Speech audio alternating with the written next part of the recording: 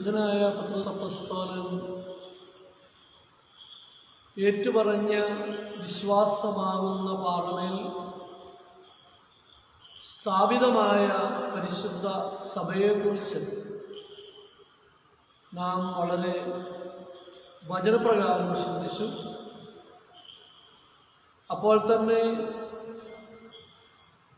മറ്റൊരു പാറയെക്കുറിച്ചും വചനത്തിലൂടെ ഓർമ്മപ്പെടുത്തി.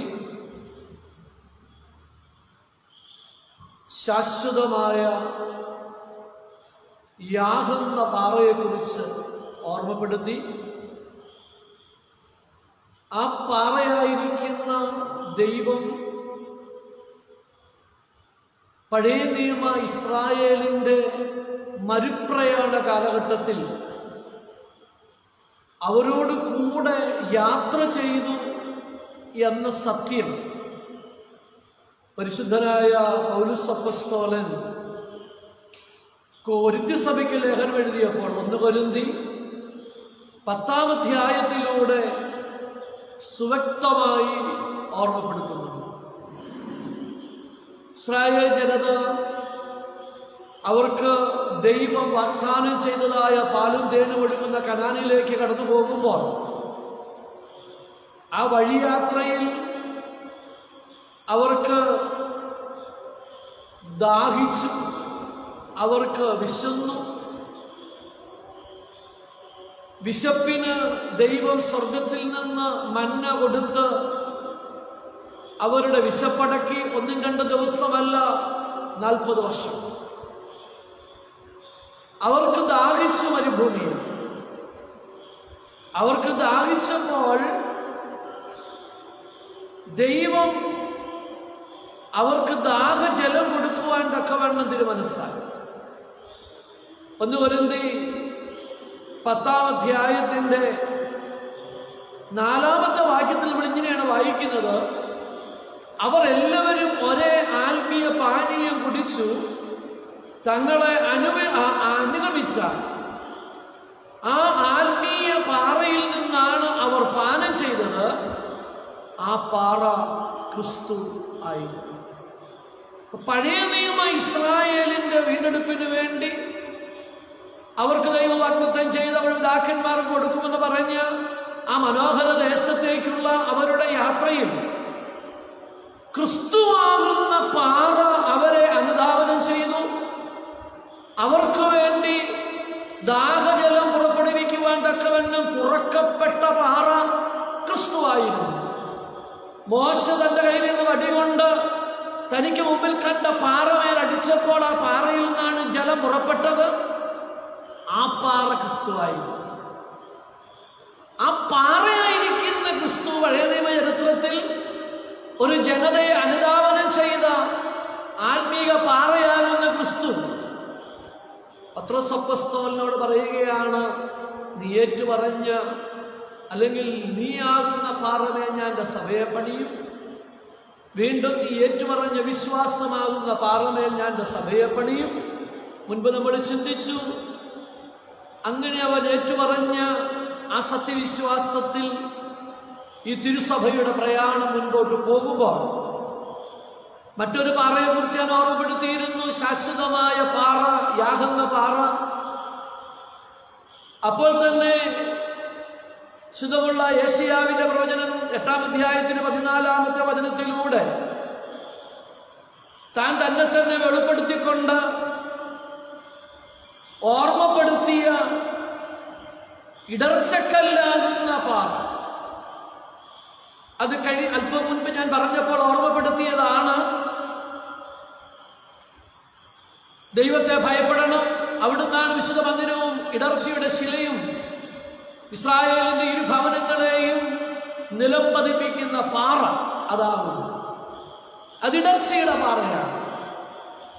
യഥാർത്ഥ പാറയാകുന്ന പത്രോസ് അപ്പോസ്തലൻ പൊതുവിന് ലേഖനം എഴുതുമ്പോൾ ശുദ്ധമുള്ള 1 പത്രോസ് അപ്പോസ്തലൻ പൊതുവിൽ എഴുതിയ 1-ാമത്തെ ലേഖനം, അതിന് 2-ാം അധ്യായത്തിൻ്റെ 4-ാമത്തെ വചനം മുതൽ നമ്മൾ ഇങ്ങനെയാണ് വായിക്കുന്നത്: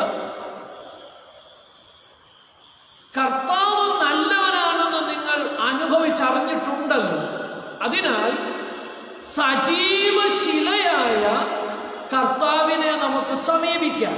പത്രോസ് പറയുകയാണ്, നമ്മോടുകൂടെ വസിക്കുന്ന ദൈവത്തെ കുറിച്ച് അപ്പോസ്തലൻ ഇങ്ങനെ പറയുകയാണ്, പത്രോസ് പറയുകയാണ്, അതിനാൽ സജീവശിലയായ കർത്താവിനെ നമുക്ക് സമീപിക്കാം.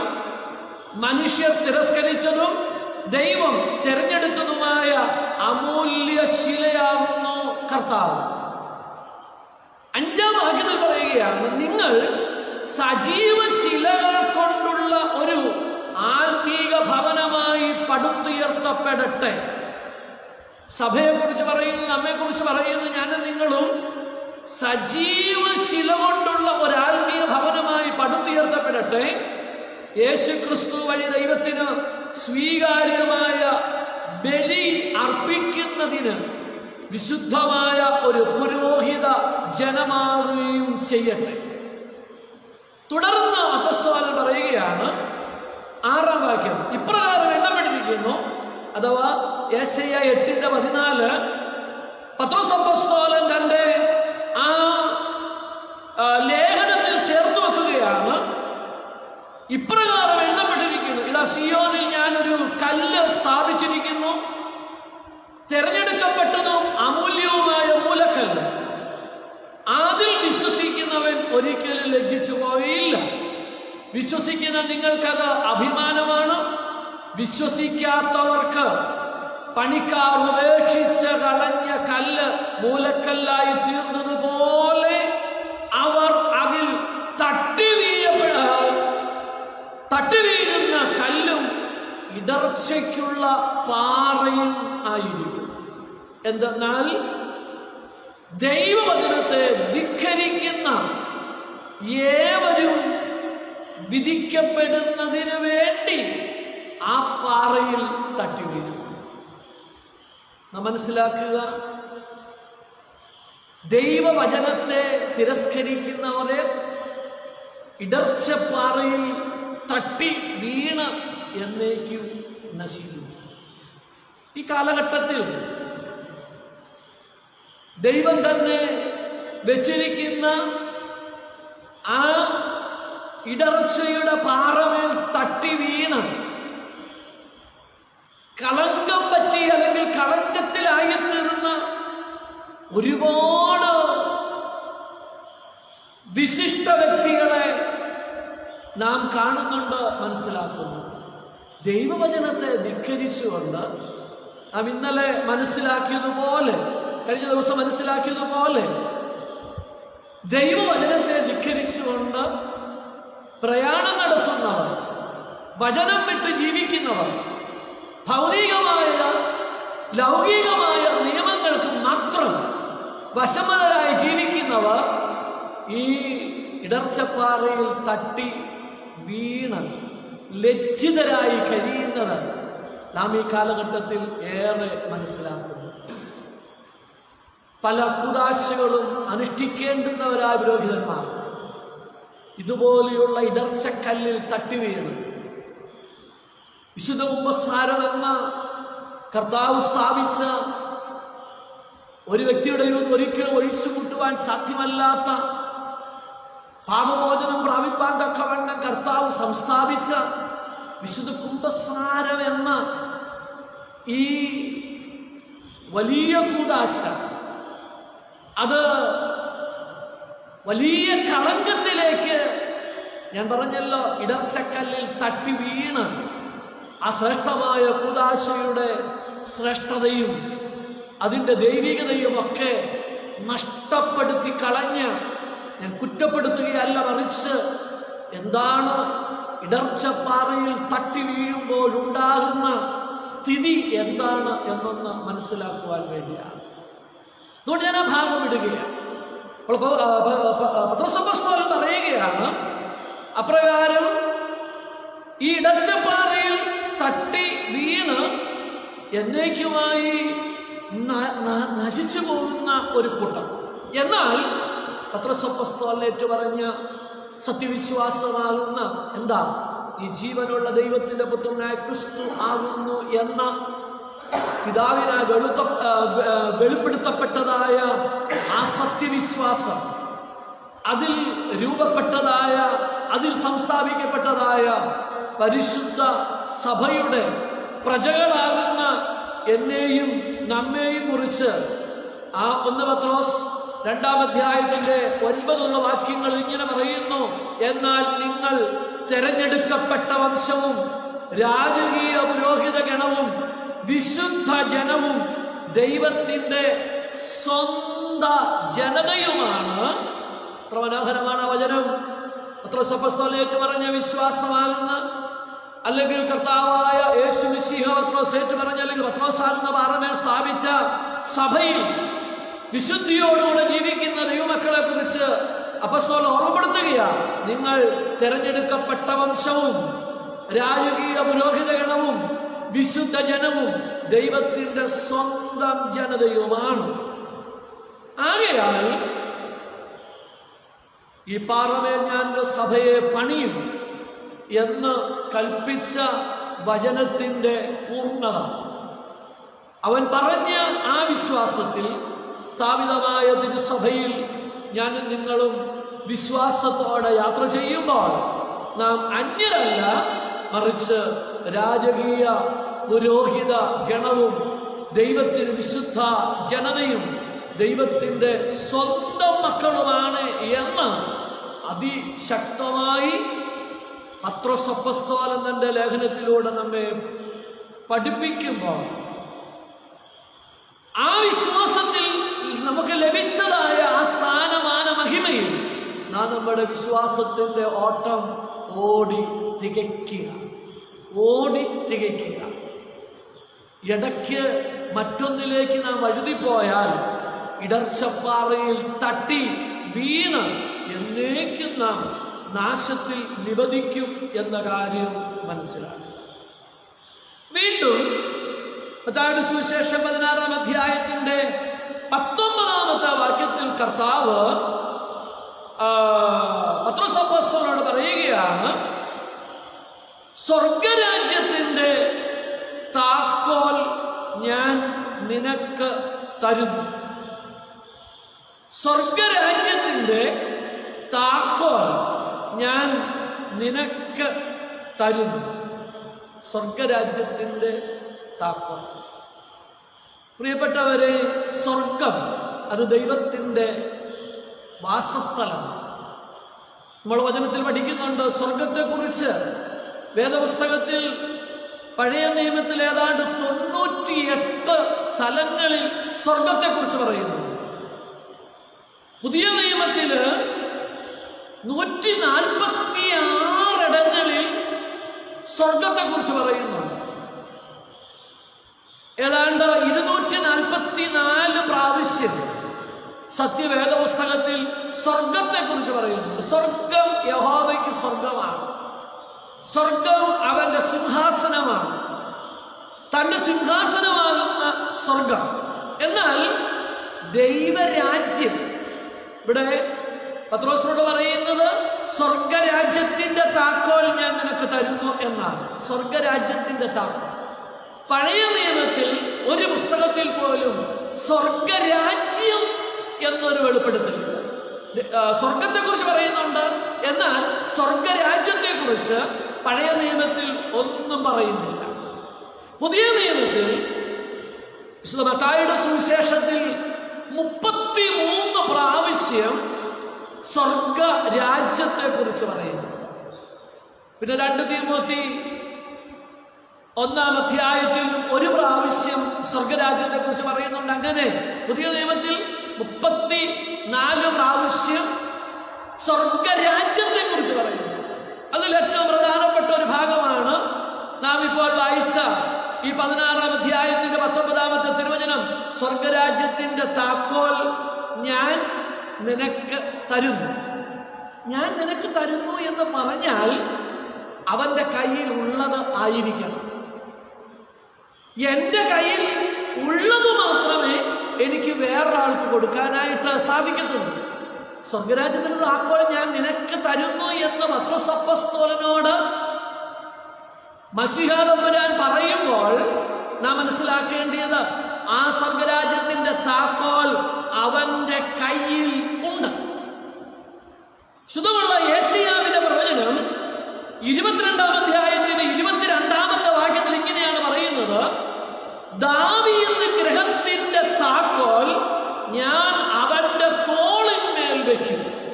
യേശുക്രിസ്തുവിനെ കുറിച്ചുള്ള പ്രവചനമാണ്. യെശയ്യാ 22:22 പറയുകയാണ്, ദാവീദ് ഗൃഹത്തിന്റെ താക്കോൽ ഞാൻ അവന്റെ തോളിന്മേൽ വെക്കും. അവൻ തുറന്നാൽ അത് ആരും അടയ്ക്കുകയോ അവൻ അടച്ചാൽ അത് ആരും തുറക്കുകയോ ചെയ്യുകയില്ല. ക്രിസ്തുവിന്റെ കയ്യിലിരിക്കുന്ന ദൈവരാജ്യത്തിന്റെ താക്കോലിനെ കുറിച്ചാണ് പറയുന്നത്. ദൈവരാജ്യത്തിന്റെ താക്കോലിനെ കുറിച്ചാണ് പറയുന്നത്.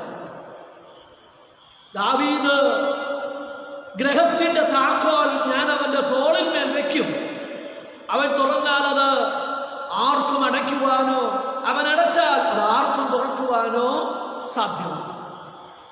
വീണ്ടും വെളിപാട് പുസ്തകത്തിലേക്ക് വരുമ്പോൾ, വെളിപാട് പുസ്തകം 1-ാം അധ്യായത്തിന്റെ 18-ാമത്തെ വാക്യത്തിൽ ഇങ്ങനെ വായിക്കുന്നു: ഞാൻ ആദ്യനും അന്ത്യനും ആവുന്നു. പറയുകയാണ്, ഞാൻ ആദ്യനും അന്ത്യനും ആകുന്നു.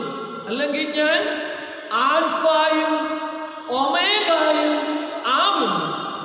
തന്നെ കർത്താവ് വെളിപ്പെടുത്തി പറയുകയാണ്, ഞാൻ ആരാണ്? ഞാൻ ആദ്യനും അന്ത്യനും ആകുന്നു. എന്നിട്ട് പറയുകയാണ്, അതിൻ്റെ 18-ാമത്തെ വാക്യത്തിൽ കർത്താവ് പറയുകയാണ്, ഞാൻ ആദിമന്തവും ജീവിക്കുന്നവനും ഞാൻ മരിച്ചവനും ആകുന്നു. എന്നാൽ ഇതാ ഞാൻ എന്നേക്കും ജീവിക്കുന്നു. തുടർന്ന് പറയുന്നു, മരണത്തിന്റെയും നരകത്തിന്റെയും താക്കോൽ എൻ്റെ കയ്യിൽ ഉണ്ട്. മരണത്തിന്റെയും നരകത്തിന്റെയും താക്കോൽ എൻ്റെ കയ്യിൽ ഉണ്ട്. നാം കെന്തായുടെ കാലഘട്ടത്തിൽ, ഉയർപ്പിന്റെ കാലഘട്ടത്തിൽ, കർത്തൃ ദിവസങ്ങൾ, ഞായറാഴ്ച ദിവസങ്ങൾ പ്രഭാത പ്രാർത്ഥനയിൽ നമ്മൾ ഇങ്ങനെ ഒരു ഗീതം പാടുന്നുണ്ട്: വീഞ്ഞിൽ ലഹരി ഒഴിഞ്ഞവനെ പോൽ കർത്താവിനാൽ മരണത്തെ വിട്ടുണർവോടെ മൃതിയെ കൊന്നു തകർത്ത പാതാളത്തിൻ വാതിൽ തീർത്തൊരു നിത്യ കൽപീഠം. കർത്താവ് വീഞ്ഞിൽ ലഹരി ഒഴിഞ്ഞവനെ പോലെ മരണത്തിൽ നിന്ന് ഉദ്ധാനം ചെയ്ത് കഴിഞ്ഞപ്പോൾ ആ മരണത്തെ വിട്ടവൻ ഉണർവോടെ എഴുന്നള്ളുമ്പോൾ എന്താ? മൃതിയെ കൊന്നു. ഇവിടെ പറയുക, മരണത്തിന്റെ താക്കോൽ എൻ്റെ കയ്യിലുണ്ട്. രണ്ടാമത് പറയുന്ന, മൃതിയെ കൊന്നു തകർത്ത പാതാളത്തിന്റെ വാതിൽ, പാതാളത്തിന്റെ ഓടാമ്പലുകളെ അവൻ തകർത്ത് കളഞ്ഞു. അതിൽ അടിമപ്പെട്ടിരുന്നവരായ ജനതയെ അതിൽ നിന്നവൻ വിട്ടുവിക്കുന്നതായിട്ട് പത്രോസ് തന്നെ തന്റെ ലേഖനത്തിൽ ഓർമ്മപ്പെടുത്തുന്നു. പ്രിയപ്പെട്ടവരെ, സങ്കീർത്തന വചനങ്ങളിലും ഇത് വളരെ മനോഹരമായി രേഖപ്പെടുത്തുന്നുണ്ട്. അതിനെ തകർത്തിട്ട് നിത്യ കൽപീഠം, നിത്യമായ ദൈവത്തെ ആരാധിപ്പാൻ തക്കവണ്ണം ഒരു ബലിപീഠം അവൻ ഒരുക്കി തീർന്നു. ഞാൻ ഓർമ്മപ്പെടുത്തിയത് കർത്താവിന്റെ പക്കലുള്ള താക്കോൽ, അത് ദാവീദ് ഗൃഹത്തിന്റെ മേലുള്ളതായ താക്കോൽ സ്വർഗം പിതാവ് അവന്റെ തോളിൽ വെച്ചിരിക്കുന്നു. വീണ്ടും മരണത്തിന്റെയും നരകത്തിന്റെയും താക്കോൽ അവന്റെ കയ്യിലുണ്ട്. അപ്പോൾ പത്രോസിനെ ഏൽപ്പിക്കുന്ന താക്കോൽ ഏതാണ്? സ്വർഗരാജ്യത്തിന്റെ താക്കോൽ ഞാൻ നിനക്ക് തരുന്നു എന്ന് പറഞ്ഞാൽ അവന്റെ പക്കലുള്ള ഈ താക്കോൽ, അതിൻ്റെ മേലുള്ള അധികാരങ്ങൾ, വാത്സല്യമുള്ളവരെ, സുവ്യക്തമാണ്. ഇത് വേറൊരു അപ്പസ്തോലിന് കൊടുത്തതായിട്ടോ ഒന്നും വേദപുസ്തകത്തിൽ നമുക്ക് മനസ്സിലാക്കുവാനായിട്ട് സാധിക്കുന്നില്ല. സ്വർഗരാജ്യത്തിന്റെ താക്കോൽ ഞാൻ പറഞ്ഞല്ലോ, അത് കയ്യിലുള്ളവനാണ് ക്രിസ്തു. വചനം ഞാൻ ഓർമ്മപ്പെടുത്തി. ആ താക്കോൽ അത് കർത്താവിൽ നിന്ന് അവൻ പ്രാപിക്കുകയാണ്, ദൈവരാജ്യത്തിന്റെ താക്കോൽ. എന്നിട്ട് പറയുകയാണ്, തൊട്ടുപുറകെ പറയുകയാണ്, നീ ഭൂമിയിൽ കെട്ടുന്നതെല്ലാം സ്വർഗത്തിലും കെട്ടപ്പെട്ടിരിക്കും, നീ ഭൂമിയിൽ അഴിക്കുന്നത് സ്വർഗത്തിലും അഴിക്കപ്പെട്ടിരിക്കും. പത്രോസിന് കൊടുക്കുന്ന ഏറ്റവും വലിയ പൗരോഹിത്യത്തിന്റെ അധികാരം. പൗരോഹിത്യം മറ്റൊരു ക്ലാസ്സിൽ എടുക്കുന്നുള്ളത് കൊണ്ട് ഞാൻ അത് കൂടുതൽ വ്യാഖ്യാനിക്കുന്നില്ല. അത് നമുക്ക് അടുത്ത ഒരു ഭാഗത്ത് പൗരോഹിത്യത്തെ കുറിച്ച് എടുക്കുമ്പോൾ പഠിക്കാം എന്ന് ഞാൻ